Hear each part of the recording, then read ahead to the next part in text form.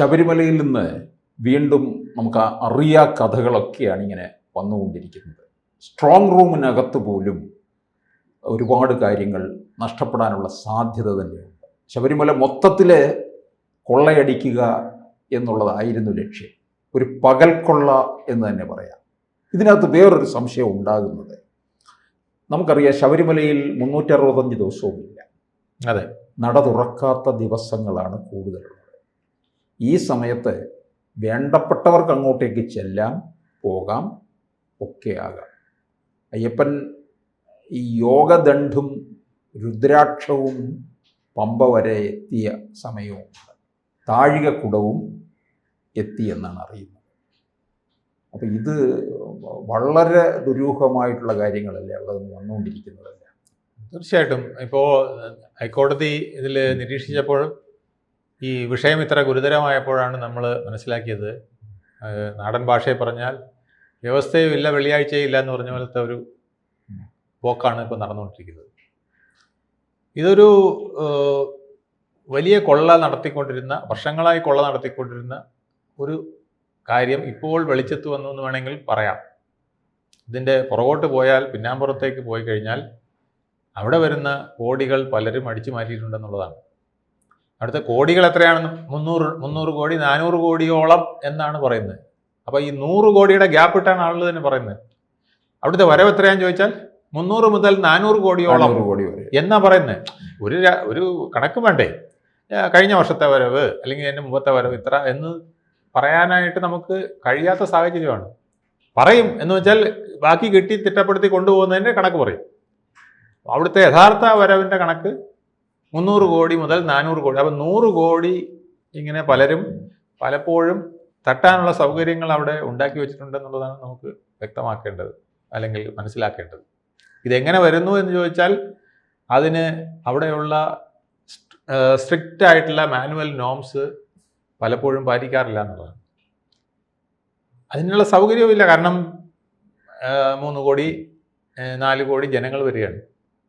അപ്പോൾ ഇവരെല്ലാം വരുന്നത് വളരെ കുറഞ്ഞ ഒരു പീരീഡിലാണ്, 2 മാസത്തെ കാലഘട്ടത്തിനകത്ത് വരുന്ന. പിന്നീട് മാസപൂജ, പിന്നെ മാസപൂജ 5 ദിവസം അത് വളരെ കുറച്ച് പേരെ വരുന്നുള്ളൂ. ബാക്കി ഈ സമയമാണുള്ളത് 68 ദിവസം. ഈ പീരീഡിൽ അതിഭയങ്കരമായൊരു ക്രൗഡാണ് വരുന്നത്. അപ്പോൾ ക്രൗഡ് വരുമ്പോൾ തന്നെ നമുക്കറിയാം അവിടെ എന്ത് നടന്നാലും ആരും അറിയില്ല. ഇപ്പോൾ പിക്ക് പോക്കറ്റിംഗ് നടക്കുന്നത് ഏറ്റവും കൂടുതൽ ഉത്സവപ്പറമ്പിലാണ് നമ്മൾ പറയാറില്ലേ.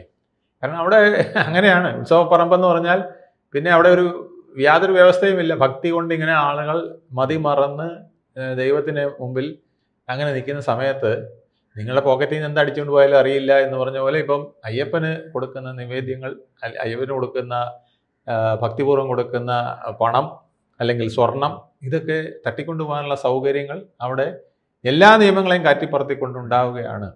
കാരണം നിയമങ്ങൾ പാലിക്കാൻ പറ്റാത്തൊരു സാഹചര്യം ഉണ്ട്. അപ്പോൾ പിന്നെ എന്താ വേണ്ടേ? ഇപ്പോൾ കഴിഞ്ഞ തവണത്തെ അതായത് 2015 ദേവസ്വം വിജിലൻസ് ഓഫീസറായിരുന്ന ഒരാളുടെ പറച്ചിലുകൾ ഞാൻ കേട്ടു. അദ്ദേഹം പറയുന്നത് അവിടെ യാതൊന്നും വ്യവസ്ഥാപിതമായിട്ടല്ല നടക്കുന്നത്. CCTV ഉണ്ട്, CCTV ഇടയ്ക്കൊക്കെ ഓഫാവും. അതെന്തിനാണെന്ന് ചോദിച്ചാൽ എന്തിനാണെന്ന് അറിയില്ല. പിന്നെ ഇത് ഭണ്ഡാരത്തിലേക്ക് പോകുന്ന പണം എടുക്കാനായിട്ട് ഒരു ലിഫ്റ്റ് വഴി താഴെ ഇറങ്ങുന്നത്, അതിലിറങ്ങുന്നതിന് നിയോഗിക്കപ്പെട്ട ആളുണ്ട്. അവർ അതൊരു ചാക്കിൽ കോരി കെട്ടി എടുത്തുകൊണ്ട് വരികയാണ് ചെയ്യുന്നത്. കോയിൻ എണ്ണുന്നില്ല, ഒന്നും എണ്ണുന്നില്ല. അല്ല, ഇതിനകത്ത് ഈ സമയങ്ങളിൽ പലപ്പോഴും നാണയങ്ങളും രത്നങ്ങളും ഒക്കെ പലയിടത്തും തിരികാറുണ്ടെന്നാണ് പറയുന്നത്. എന്നിട്ട് ഇതെല്ലാം കൂടെ മോളിൽ കൊണ്ടുവന്നിട്ടാണ് ഇത് ഒരു നാഷണലൈസ്ഡ് ബാങ്കിന് ഈ സ്വർണ്ണ കോയിൻ വരെ കൊടുക്കുന്ന അയ്യപ്പ ഭക്തരുണ്ട്. അവർ കൊണ്ടുവന്ന് ഈ കാണിക്കപ്പെട്ടിയിലോട്ട് അങ്ങ് ഇടുകയായിരിക്കും. കാണിക്കപ്പെട്ടി ഇടുക, ചിലപ്പോൾ പിന്നെ പെട്ടിലോട്ട് ഇടാനായിട്ടുള്ള ഒരു സൗകര്യം കിട്ടില്ല. അപ്പൊ പിന്നെ അങ്ങ് എറിയാണ്. പിന്നെ ആരെങ്കിലും എടുത്ത് അവിടെ അകത്തിടുവോ അല്ലെങ്കിൽ ശ്രീകോവിലിനകത്തിടുവോ ഒക്കെയാണ് ചെയ്യുന്നത്. ഇത് അത്രയ്ക്ക് വലിയ ക്രൗഡാണ്, അത്രയ്ക്ക് കുറച്ച് പീരീഡാണ്. അത് കഴിഞ്ഞാൽ പിന്നെ വളരെ ശാന്തമാണ്, വനമാണ്. പിന്നെ ആരും അവിടെ പ്രവേശിക്കില്ല. പ്രവേശിക്കുന്നത് ഈ നടത്തിപ്പുകാർ മാത്രമാണ്. അപ്പം നടത്തിപ്പുകാർക്ക് നടത്തിപ്പിന് വിരുദ്ധമായി എന്ത് ചെയ്യാനായിട്ട് ബാക്കി സമയം കിട്ടുക. ദേവസ്വം ബോർഡ് ഉദ്യോഗസ്ഥർക്കും ഒക്കെ തന്നെ എപ്പോൾ വേണമെങ്കിലും മൂവ് ചെയ്യാം. തീർച്ചയായിട്ടും. കാര്യം അവിടെ എപ്പോഴും നട അടച്ചു കഴിഞ്ഞാലും അവിടെ ഒക്കെ മരാമത്ത് പണികൾ നടക്കുന്നുണ്ട്. അല്ലെങ്കിലും പല കാര്യങ്ങൾക്കായിട്ട് പോകണമല്ലോ. അപ്പൊ പിന്നെ ശബരിമല എക്സിക്യൂട്ടീവ് ഓഫീസറുടെ ഓഫീസ് പത്തനംതിട്ടയിലുമാണ്. അതെ, എപ്പോ വേണോ അവർക്ക് പോവുകയും വരികയും. പിന്നെ സ്ഥിരം ബസ് സർവീസ് ഉണ്ട്, പോസ്റ്റ് ഓഫീസ് പ്രവർത്തിക്കുന്നുണ്ട്, പിന്നെ അവിടെ ദൈനംദിനമായ പല ആവശ്യങ്ങളും വരും. ആ ആവശ്യങ്ങൾക്കൊക്കെ ദേവസ്വം ഉദ്യോഗസ്ഥർ അവിടെ പോകേണ്ടതുണ്ട്. ദേവസ്വം ഉദ്യോഗസ്ഥർ മാത്രമല്ല, ദേവസ്വം ബോർഡ് പ്രസിഡന്റിന് വേണമെങ്കിൽ പോകാം, കമ്മിറ്റി അംഗങ്ങൾക്ക് പോകാം, മന്ത്രിക്ക് വേണമെങ്കിൽ പോകാം. ആരാ തടുക്കുക? ഇത് പരിശോധിക്കുന്നതിന് പരീക്ഷിക്കുന്നതിനായിട്ട് എനിക്ക് പോകണം എന്ന് പറഞ്ഞാൽ പോകാൻ അധികാരമുണ്ട് ദേവസ്വം ബോർഡിന്റെ ബൈലാ പ്രകാരം തന്നെ. ഇതിനിടയ്ക്ക് വേറൊരു സംഭവം അറിഞ്ഞിരിക്കുന്നത്, ഈ 96-ലാണ് നമ്മുടെ വിജയമല്യ ഈ സ്വർണം പൊതിഞ്ഞത്. ആ സമയത്ത് ഈ താഴികക്കുടവും സ്വർണം പൊതിഞ്ഞു. 3 താഴികക്കുടമുണ്ട്. അപ്പൊ ഈ താഴികക്കുടങ്ങളെ കൊടിമരത്തിന് സ്വർണം പൂശിയപ്പോൾ 2017 അന്ന് ഈ താഴികക്കുടവും അഴിച്ചെടുത്ത് പമ്പ വരെ കൊണ്ടുപോയി എന്ന് പറയുന്നുണ്ട്. അങ്ങനെ ഒരു വാർത്ത വന്നിട്ടുണ്ട്. അത് സ്വർണം പൂശാനെന്നുള്ള രീതിയിൽ. അല്ല, ഇതിനകത്ത് വ്യക്തമായ നിയമമുണ്ട്. പിന്നെ അയ്യപ്പൻ്റെ തിരുവാഭരണം ഉൾപ്പെടെയുള്ള കാര്യങ്ങൾ, അല്ലെങ്കിൽ അവിടുത്തെ ക്ഷേത്രത്തിൻ്റെ പിന്നെ ഭാഗമായ ഒന്നും തന്നെ ആ ക്ഷേത്ര പരിസരത്ത് നിന്ന് പുറത്തു കൊണ്ടുപോകാൻ പാടില്ല. 18 മണിക്ക് താഴോട്ട് പോകാൻ പാടില്ല. അത് ഹൈക്കോടതിയുടെ വരെ നിർദ്ദേശം വേണം. ഈ ഭഗവാന്റെ അനുജ്ഞ വാങ്ങിയിട്ട് അവിടെ വെച്ച് തന്നെയാണ്, ഈ തിരുമുറ്റത്ത് വെച്ച് തന്നെയാണ് പണി ചെയ്യേണ്ടത്. കാരണം അവിടെ വ്രതമെടുത്ത് അവിടെ നിന്ന് ചെയ്യണം. അതുപോലെ തന്നെ പിന്നെ ബന്ധപ്പെട്ട ഉദ്യോഗസ്ഥരുടെ മേൽനോട്ടം വേണം. ഹൈക്കോടതി ഏർപ്പെടുത്തിയിരിക്കുന്ന സ്പെഷ്യൽ ഓഫീസറുടെ നിർദ്ദേശം വേണം.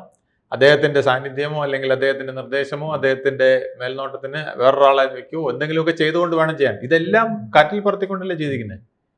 ഇപ്പൊ ഈ പിന്നെ ഉണ്ണികൃഷ്ണൻ പോറ്റി സ്വർണം പാളി കൊണ്ടുപോയതും പിന്നെ ദ്വാരപാലകനെ കൊണ്ടുപോയതും ഒന്നും ഹൈക്കോടതി പോലും അറിഞ്ഞിട്ടില്ലല്ലോ. അതൊന്നും അറിയിക്കാതെയാണ് ചെയ്തിരിക്കുന്നത്. അപ്പം എല്ലാവിധ നിയമങ്ങളെയും ബൈലായിലെല്ലാം ഉണ്ട്, അല്ലെങ്കിൽ അവരുടെ പിന്നെ മാനുവലിലെല്ലാം ഉണ്ട്. മാനുവലിൽ പറഞ്ഞതൊന്നും ചെയ്യാതെ അതൊക്കെ കാലാകാലങ്ങളായിട്ട് മാനുവൽ ഒരു ഭാഗത്തിരിക്കും, മാനുവൽ പിന്നീടാണ് പാലിക്കുക.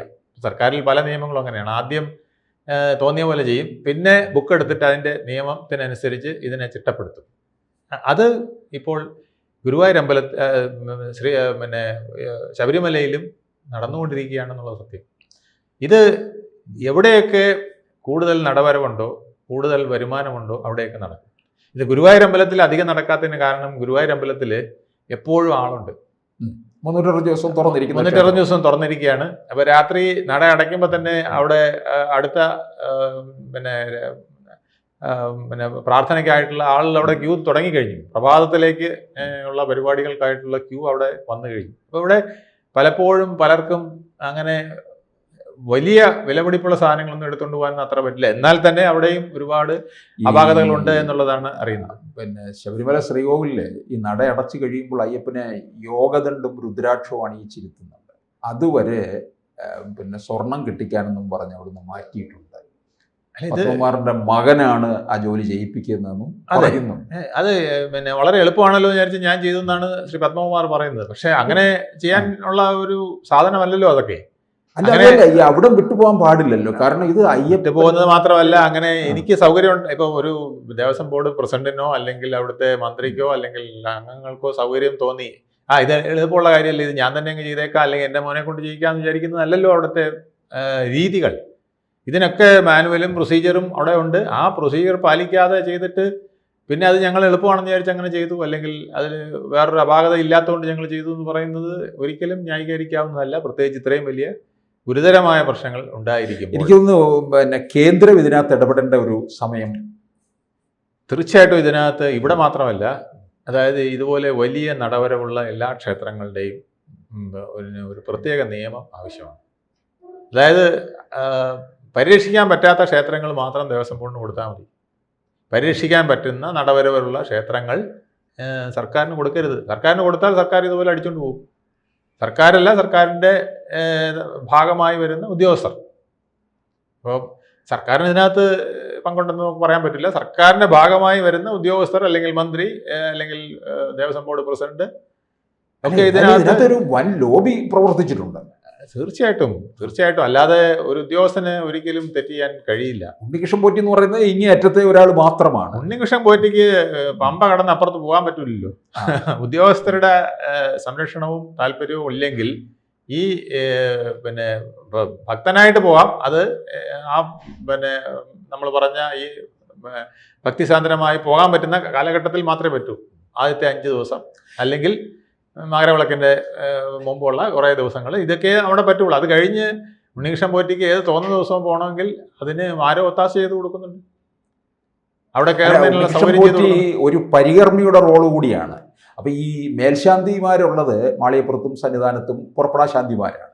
അപ്പോൾ പരികർമ്മിയായിട്ട് ഈ മേൽശാന്തിമാർ അവിടെ നിൽക്കുന്നത് കൊണ്ട് അവരെ ചുറ്റിപ്പറ്റി വേണമെന്നുണ്ടെങ്കിൽ പോകാനുള്ള സാധ്യതയും നമുക്ക് തള്ളിക്കളയാൻ പറ്റില്ല. അങ്ങനെ അവിടെ വേണ്ടപ്പെട്ട ഒരാളുടെ സമ്മതമില്ലാതെ അങ്ങനെ കയറാൻ പറ്റില്ല എന്ന് ഞാൻ പറഞ്ഞത്, മനസ്സിലായില്ലേ? ഒരു ഉദ്യോഗസ്ഥൻ്റെയോ അല്ലെങ്കിൽ പിന്നെ ക്ഷേത്രം പിന്നെ ആചാരപ്രകാരം ഇത് നടത്തിപ്പിക്കുന്ന ആരുടെയെങ്കിലും അനുമതി ഇല്ലാതെ അങ്ങനെ ഒരാൾക്ക് പോകാൻ പറ്റില്ല. അപ്പോൾ ഇത് ആരോ അനുമതി കൊടുത്തിട്ടുണ്ട്. അനുമതി കൊടുത്തു എന്ന് മാത്രമല്ല, ഇവിടെ ദേവസ്വം ബോർഡ് പ്രസിഡന്റുമാരും മുൻ കമ്മീഷണർമാരും ഒക്കെ പറയുന്നത് ഞങ്ങൾ ഇദ്ദേഹത്തിനെ കണ്ടിട്ടില്ലെന്നാണ്. ഇപ്പം പല ടി വിയിലെ പഴയ ഷോർട്സും എടുക്കുമ്പോഴാണ് അവരുടെയൊക്കെ ചെവിയോട് ചേർന്ന് അവരുടെയൊക്കെ മുഖത്തോട് ചേർന്നൊക്കെ ഇദ്ദേഹം നിന്ന് അവിടെ സന്നിധാനത്ത് തൊഴുന്നതും അവരോടൊപ്പം ചുറ്റിക്കറങ്ങുന്നതും ഒക്കെ വന്നിട്ടുണ്ട്. അപ്പോൾ ഇവർ അറിഞ്ഞിട്ടില്ല എന്ന് പറയുന്നത് എങ്ങനെയാണ്? ഒരാളാണെങ്കിൽ ശരി, പല ദേവസ്വം ബോർഡ് മെമ്പർമാരുടെയും പ്രസിഡന്റുമാരുടെയും ദേവസ്വം കമ്മീഷണർമാരുടെയും ഒക്കെ ചുറ്റി പറ്റി ഇവരൊക്കെ നിന്നിട്ടുണ്ട്. മുൻ ദേവസ്വം കമ്മീഷണറായിരുന്ന ശ്രീ വാസു തന്നെ പറഞ്ഞു, ഞാൻ ഇദ്ദേഹത്തിനെ എനിക്ക് അറിയില്ല എന്നാണ്. പക്ഷെ അദ്ദേഹത്തിൻ്റെ കൂടെ നിൽക്കുന്ന പടം പലയിടത്തായിട്ട് വന്നപ്പം ഇപ്പോൾ അദ്ദേഹത്തിന് അത് നിഷേധിക്കാൻ പറ്റുമോ? ഇതിലെല്ലാം പുകമറ തന്നെയാണ്. അവരെല്ലാം പറയുന്നതിൽ അവ്യക്തതയും വ്യാജ പ്രസ്താവനകളും ഉണ്ടെന്നുള്ളത് പ്രഥമ ദൃഷ്ടിയാൽ തന്നെ മനസ്സിലാവും. പക്ഷെ ഇപ്പോൾ വന്നിരിക്കുന്ന ഒരു പ്രശ്നം, അവിടെ റെക്കോർഡിക്കലായിട്ട് ഈ പാളികളോ അല്ലെങ്കിൽ ദ്വാരപാലകനെ ഒന്നും തന്നെ എടുത്തുകൊണ്ട് പോകാനായിട്ട് ദേവസ്വം ബോർഡിൻ്റെ തീരുമാനമില്ല.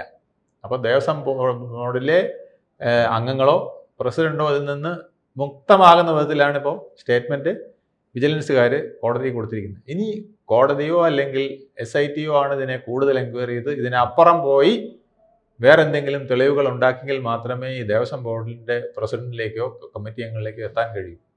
അപ്പോൾ അവിടെ ഒരു കർട്ടൻ ഇട്ട് വെച്ചിരിക്കുകയാണ്, ഒരു അയൺ കർട്ടനാണ് ഇട്ട് വെച്ചിരിക്കുന്നത് വിജിലൻസുകാർ തന്നെ. അതായത് ദേവസ്വം ബോർഡ് അംഗങ്ങളെയും പ്രസിഡന്റിനെ ഉൾപ്പെടെ ആ മുകളിലോട്ടുള്ളവരെയും സംരക്ഷിച്ചുകൊണ്ട്. പിന്നെ ഇതിൽ ബലിയാടാകാൻ പോകുന്നത് അവിടുത്തെ ഏതാനും ചില ഉദ്യോഗസ്ഥരോ അല്ലെങ്കിൽ ഉണ്ണികൃഷ്ണൻ പോറ്റിയോ ആയിരിക്കും. അവർക്ക് പിന്നീട് അഥവാ ശിക്ഷ ലഭിച്ചാൽ ജയിലിൽ ഉൾപ്പെടെ വേണ്ട പരിരക്ഷകൾ കൊടുത്തുകൊണ്ട് പരോളും കൊടുത്തുകൊണ്ട് കുറച്ച് നാൾ കഴിയുമ്പോൾ ഇതങ്ങ് തീർക്കാമെന്നുള്ളതായിരിക്കും ഫലം. പക്ഷേ ഇത് ഹൈക്കോടതി എത്രത്തോളം ഗൗരവത്തോടെ എടുത്തിട്ടുണ്ടെന്നുള്ളത് നമ്മൾ ഇന്നലെ ജസ്റ്റിസ് KT ശങ്കറിനെ അയച്ചതോടുകൂടി നമുക്ക് ബോധ്യമായിട്ടുണ്ട്. അപ്പോൾ അദ്ദേഹം വന്ന് ഇവിടെ ഇന്ന് നാളെയുമായിട്ടുള്ള പിന്നെ പ്രവർത്തനങ്ങളിലൂടെ കുറേ കാര്യങ്ങൾ അദ്ദേഹത്തിന് നേരിട്ട് ബോധ്യമാവും. അത് അദ്ദേഹം ഹൈക്കോടതിയെ അറിയിക്കും. അതോടുകൂടി കുറച്ച് കാര്യങ്ങളിൽ മാറ്റം വന്നേക്കാം എന്ന് നമുക്ക് പ്രതീക്ഷിക്കാം. അതുപോലെ തന്നെ ശ്രീ വെങ്കടേഷ് എന്ന് പറയുന്ന H. വെങ്കടേഷ്, അദ്ദേഹം വളരെ ഇൻറ്റഗ്രിറ്റിയുള്ള ഒരു ഓഫീസറാണ്. അദ്ദേഹത്തിൻ്റെ ഇൻറ്റഗ്രിറ്റിയിൽ വിശ്വാസമുള്ളതുകൊണ്ടാണ് ഹൈക്കോടതി അദ്ദേഹത്തിനെ തന്നെ ഏൽപ്പിച്ചിരിക്കുന്നത്.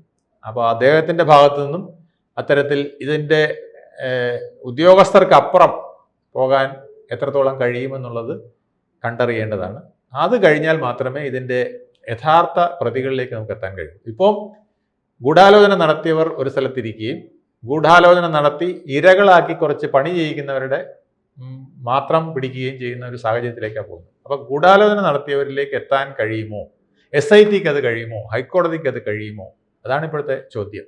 അത് കഴിഞ്ഞില്ലെങ്കിൽ ഇതിനിയും അഭംഗുരം അവിടെ തുടരും. കാരണം ഉദ്യോഗസ്ഥർ മാറി വരും, അടുത്ത ഉദ്യോഗസ്ഥൻ്റെ അടുത്തും രജിസ്റ്ററിങ് എടുത്തുകൊണ്ട് പോവാ, പിന്നെ ഭണ്ഡാരം തുറക്ക്, ഈ ദ്വാരപാലകനെ അഴിക്ക്, എടുത്തുകൊണ്ട് പോകും, അയക്ക് കൊടുക്ക് എന്നൊക്കെ പറയാൻ വീണ്ടും ആൾക്കാർ വരും. റെക്കോർഡിക്കലായിട്ട് ഇവരാരും ഇതൊന്നും പറഞ്ഞിട്ടില്ല എന്ന് വരികയും ചെയ്യും. ഇപ്പോൾ റെക്കോർഡിക്കലായിട്ട് പെർഫെക്റ്റ് ആണ്. ദേവസ്വം ബോർഡ് മുൻ പ്രസിഡന്റ്, ഇപ്പോഴത്തെ പ്രസിഡന്റ്, മുൻ കമ്മിറ്റി അംഗങ്ങൾ, ഇപ്പോഴത്തെ കമ്മിറ്റി അംഗങ്ങൾ എല്ലാം ക്ലീൻ ആയിരിക്കുകയാണ്. കാരണം റെക്കോർഡിക്കലായിട്ട് ഇതൊന്നും അഴിച്ചുകൊണ്ട് പോകാനോ എടുത്തുകൊണ്ട് പോകാനോ ആരും പറഞ്ഞിട്ടില്ല.